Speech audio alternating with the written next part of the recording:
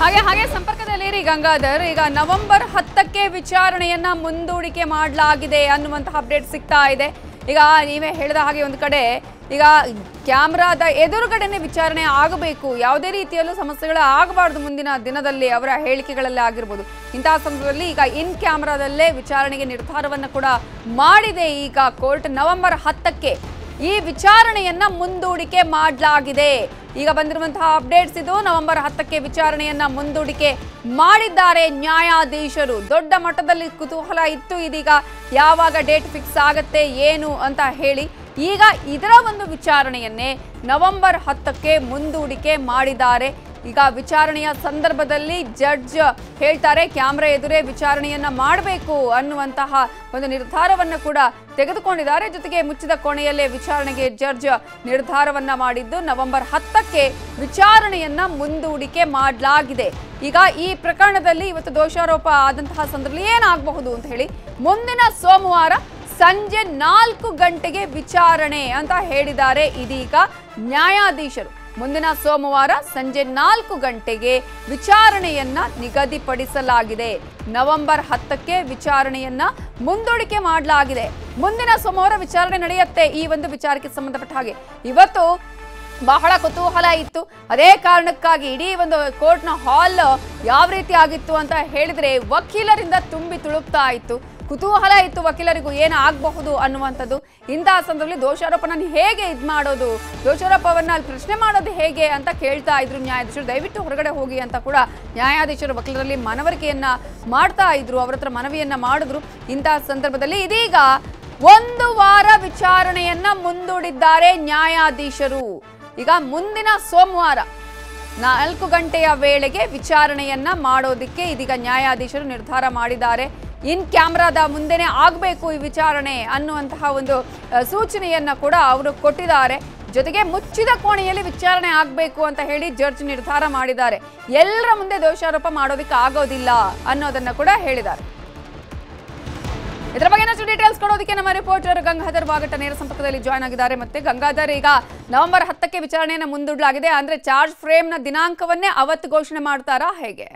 ಖಂಡಿತವಾಗಿಯೂ ನಿಮಿತ್ತ ನಾನು ಯಾಕಂದ್ರೆ ಈಗಾಗಲೇ ಹೇಳಿದಂತೆ ಆ ಕೋರ್ಟ್ ಹಾಲಲ್ಲಿ ಆದಂತಹ ಬೆಳವಣಿಗೆ ಏನಿತ್ತು, ಅಲ್ಲಿ ಕ್ರೌಡು ಸೇರಿದಂತಹ ಒಂದು ವ್ಯವಸ್ಥೆ ಏನಿತ್ತು, ಇದರಿಂದ ಅವರು ಕೂಡ ಅಸಮಾಧಾನಗೊಂಡಿರುವಂಥದ್ದು ನ್ಯಾಯಾಧೀಶರು. ಯಾಕಂದ್ರೆ ಒಂದು ಚಾರ್ಜ್ ಫ್ರೇಮ್ ನಿಗದಿ ಮಾಡುವಂತಹ ಸಂದರ್ಭದಲ್ಲಿ ಆರೋಪಿಗಳು ಮತ್ತೆ ಅವರ ಪರ ವಕೀಲರು ಮತ್ತೆ ನ್ಯಾಯಾಧೀಶರು ಮಾತ್ರ ಅಲ್ಲಿ ಖುದ್ದಾಗಿ ಇರಬೇಕಾಗಿರುವಂಥದ್ದು. ಆ ಸಂದರ್ಭವನ್ನು ಹೊರತುಪಡಿಸಿ ಎಲ್ಲರೂ ಕೂಡ ಅಲ್ಲಿ ಜಮಾ ಮಾಡಿದಂಥ ಸಂದರ್ಭದಲ್ಲಿ ಇದರಿಂದ ಬೇಸರಗೊಂಡಿರುವಂಥದ್ದು ಮತ್ತೆ ಅಸಮಾಧಾನವನ್ನು ಕೂಡ ಹೊರಹಾಕಿದ್ದಾರೆ ಅಲ್ಲಿ ನ್ಯಾಯಾಧೀಶರು ಕೂಡ.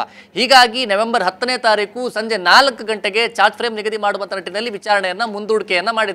ಅದೇ ರೀತಿಯಾಗಿ ಇದು ಓಪನ್ ಕೋರ್ಟ್ ಅಲ್ಲಿ ಅಂದ್ರೆ ಅಲ್ಲಿ ಒಳಾಂಗಣದಲ್ಲಿ ಏನು ಆಗುವಂತ ಪ್ರೊಸೀಜರ್ ಏನಿತ್ತು ಅದನ್ನ ಹೊರತುಪಡಿಸಿ ಇನ್ ಪ್ರೊಸೀಡಿಂಗ್ ಕ್ಯಾಮ್ರಾ ಅಂದ್ರೆ ಒಳಗಡೆ ಕೊಠಡಿ, ಮುಚ್ಚಿದ ಒಳಗಡೆ ಕೊಠಡಿಯಲ್ಲಿ ಕೇವಲ ನ್ಯಾಯಾಧೀಶರು, ಅವರ ಪರ ವಕೀಲರು ಮತ್ತೆ ಆರೋಪಿಗಳು ಮಾತ್ರ ಇರ್ತಾರೆ. ಆ ಸಂದರ್ಭದಲ್ಲಿ ಇನ್ ಕ್ಯಾಮ್ರಾ ಪ್ರೊಸೀಡಿಂಗ್ ಕ್ಯಾಮ್ರಾ ಒಂದು ವ್ಯವಸ್ಥೆ ಏನಿರುತ್ತೆ ಅದನ್ನು ಮಾತ್ರ ಮಾಡುವಂತ ನಿಟ್ಟಿನಲ್ಲಿ ಅವರು ಒಂದು ಸೂಚನೆಯನ್ನ ಕೊಟ್ಟಿದ್ದಾರೆ.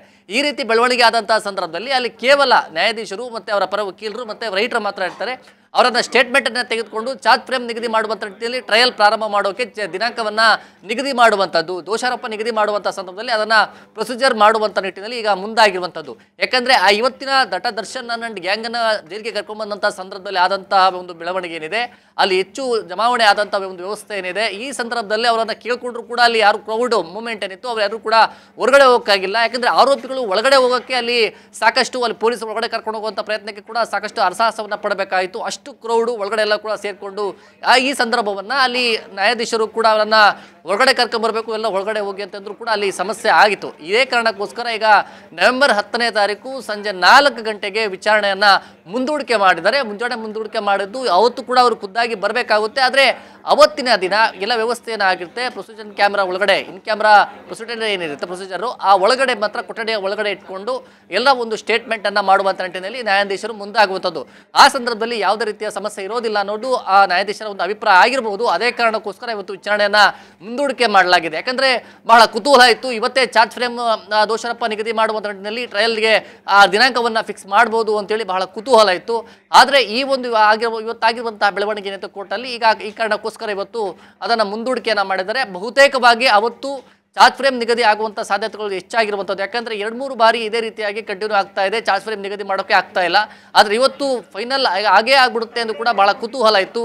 ಆದರೆ ಇವತ್ತು ಕೂಡ ನ್ಯಾಯಾಧೀಶರು ವಿಚಾರಣೆಯನ್ನು ಮುಂದೂಡಿಕೆ ಮಾಡಿದ್ದಾರೆ. ಬಹುತೇಕವಾಗಿ 10ನೇ ತಾರೀಕು ಸಂಜೆ 4 ಗಂಟೆಗೆ ಏನು ಒಳಗಡೆ ಇನ್ ಕ್ಯಾಮ್ರಾ ಪ್ರೊಸೀಜರ್ ಆಗುತ್ತೆ ಅವತ್ತೇ ಒಂದು ಚಾರ್ಜ್ ಫ್ರೇಮ್ ನಿಗದಿಯಾಗುವಂಥ ಎಲ್ಲ ಕೂಡ ಒಂದು ವ್ಯವಸ್ಥೆ ಇರುವಂಥದ್ದು. ಅದೇ ರೀತಿಯಾಗಿ ನಟ ದರ್ಶನನ್ನು ಇವಾಗ ಏನು ಒಳಗಡೆ ಕರ್ಕೊಂಡು ಬಂದಿದ್ದಾರೆ, ಅದೇ ರೀತಿಯಾಗಿ ಅವರನ್ನ ಬಿಗಿ ಭದ್ರತೆಯಲ್ಲೇನೆ ಅವರನ್ನ ಜೈಲಿಗೆ ಕರ್ಕೊಂಡು ಹೋಗುವಂಥ ಕೆಲಸವನ್ನ ಪೊಲೀಸರು ಮಾಡಲಿದ್ದಾರೆ.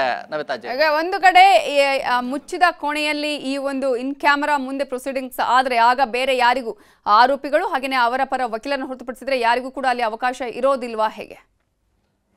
ಪ್ರಮುಖವಾಗಿ ನವಿತಾಜನ್ ಅಂದರೆ ಅಲ್ಲಿ ಒಳಗಡೆ ಬರುವಂಥ ಸಂದರ್ಭದಲ್ಲಿ ಅಲ್ಲೆಲ್ಲವೂ ಕೂಡ ವ್ಯವಸ್ಥೆಯನ್ನು ಮೊದಲೇ ಮಾಡ್ಕೊಳ್ಬೇಕಾಗುತ್ತೆ. ಆದರೆ ಇಲ್ಲಿ ಏಕಾಏಕಿ ಆರೋಪಿಗಳು ಕರ್ಕೊಂಬಂದಂಥ ಸಂದರ್ಭದಲ್ಲಿ ಆ ಸಮಸ್ಯೆ ಆಗಿರುವಂಥದ್ದು. ಈಗ ಅವರ ವಕೀಲರು ಏನಿದ್ದಾರೆ, ಆರೋಪಿ ಪರ ವಕೀಲರು ಕೂಡ ಒಂದು ಮನವಿಯನ್ನು ಈಗ ಮಾಡ್ಕೊಳ್ತಾ ಇದ್ದಾರೆ.